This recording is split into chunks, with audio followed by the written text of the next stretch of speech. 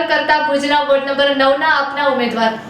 જય હિન્દ, જય માતાજી। મારું નામ ભૂપેન્દ્રસિંહ વીરભદ્રસિંહ જાડેજા અને વોર્ડ નંબર 9 આમ આદમી પાર્ટીમાંથી ઇલેક્શન લડી રહ્યો છું કાઉન્સિલરનો।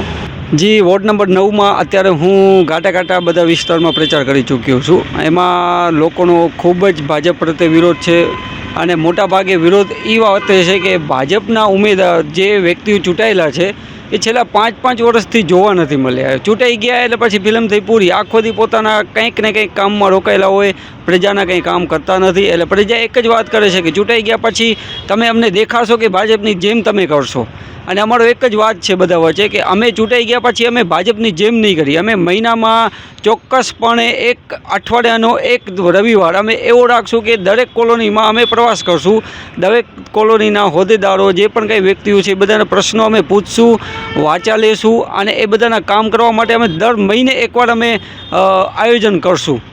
સૌથી પહેલાં તો હું મારા જે ભુજવાસીઓ લોકો છે એમને હું જણાવવા માંગીશ કે કાઉન્સિલરનો મતલબ શું હોય, મૂળ બેઝિક એની શું કામ હોય કાઉન્સિલરનું, તો હું એ જણાવવા માગું છું કે કાઉન્સિલરને વધારેમાં વધારે કામ રોડ, રસ્તા, લાઇટ, ગટર, પાણી અને કોલોની હોય, એરિયા હોય એમાં સારો એવો બગીચો છોકરાઓ માટે હોય અને સારું એવું એક આંગણવાડી કેન્દ્ર બનાવવાનું હોય।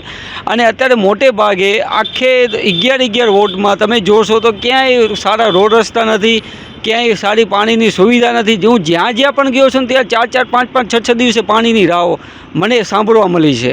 બીજું કે ગટર સતત ને સખત ઉભરાતી હોય છે। ત્રીજું ક્યાંક ને ક્યાંક લાઇટો બધી બંધ પડી હોય છે, ક્યાંય સારા બગીચા બનાવવામાં નથી આવ્યા।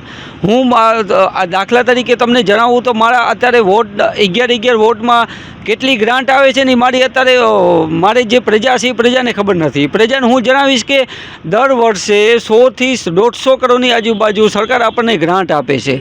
હવે તમે 150 કરોડના ભાગ્યા તમે 11 કરો ને તો તમારે 10 થી 15 કરોડ રૂપિયાનો દર વર્ષે તમને એક વોર્ડની ગ્રાન્ટ મળે છે।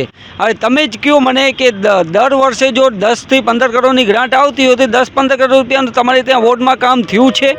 હું તમને મારા વોર્ડ 9ની તમને વાત કરીશ ને તો 10 કરોડનું 5 વર્ષમાં કામ કરવામાં નહીં આવ્યું હોય।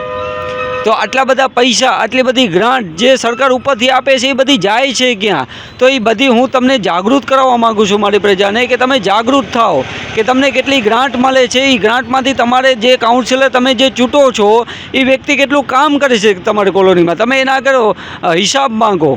કારણ કે જાગૃત થશો તો જ સારા કામ થશે। અને હું ચૂંટાવું મને વિશ્વાસ છે મારી પ્રજા મને જીતશે, પણ કદાચ હું નહીં પણ જીતાવું, કદાચ હું હારી પણ જાઉં તો હું મારી પ્રજાને જણાવવા માંગીશ, કહેવા માંગીશ કે તમે જાગૃત થાઓ, તમે કહો કે તમારી કોલોનીમાં આટલી ગ્રાન્ટ આવે છે, ગ્રાન્ટનો તમે ક્યાં ઉપયોગ કર્યો? આ ગ્રાન્ટ એ કોઈ મારે કોઈનું નથી, આપણા ટેક્સના પૈસામાંથી છે। અને આપણા ટેક્સનો પૈસો જો એ આમને આમ વેફરશે, પોતાના પેટમાં નાખશે, પોતાના જે આયોજન કરશે। કાલે હર્ષભાઈ સંધુએ આપણે ત્યાં આગળ જ્યુબિલી ગ્રાઉન્ડ ઉપર આયોજન કર્યો, એ શું આયોજન પોતાના ભાજપ સરકારે પોતાના ફંડમાંથી કાઢ્યો છે? નહીં કાઢ્યો હોય, એ આપણા ટેક્સના પૈસે આયોજન કરવામાં આવ્યો હશે। તમે એનો બધાનો હિસાબ માંગો। આપણા પૈસે એ લોકો બધા આયોજન કરે છે, આપણા પૈસે જ્યાં જો ત્યાં બેનરો લાગે છે અને આપણું ખુદનું કામ અત્યારે કોલોનીમાં જોશો તો ગટર ઉભરાતી હશે, રોડ રસ્તા નહીં હોય, લાઇટની સગવડ નહીં હોય, ક્યાંક ને ક્યાંક કોઈ કોલોનીમાં સારો બગીચો નહીં બનાવ્યો હોય। અને બનાવ્યો હોય તો તમે મને કહેજો કે મારી કોલોનીમાં આ સારો બગીચો બન્યો છે। ક્યાંય નહીં બન્યો હોય। 11 વોર્ડમાં હું તમને ચેલેન્જ આપું, ક્યાંય સારો બગીચો નહીં હોય કે જ્યાં છોકરાઓ શાંતિથી રમી શકતા હોય, એવો નહીં કોઈ ક્યાંય બગીચો હોય, નહીં ક્યાંય પણ કંઈ સુવિધા નથી। અત્યારે ભુજની જે હાલત છે એ હાલતને જોતાં એવું લાગે છે કે ભુજમાં સખત ને સખત ભ્રષ્ટાચાર મોટે પાયે કરવામાં આવ્યો છે। અને ભ્રષ્ટાચારનો જવાબ આલી વખતે ભુજની પ્રજા ભાજપ સરકારને, સત્તા પક્ષને આપવાની છે ને 100% આપશે।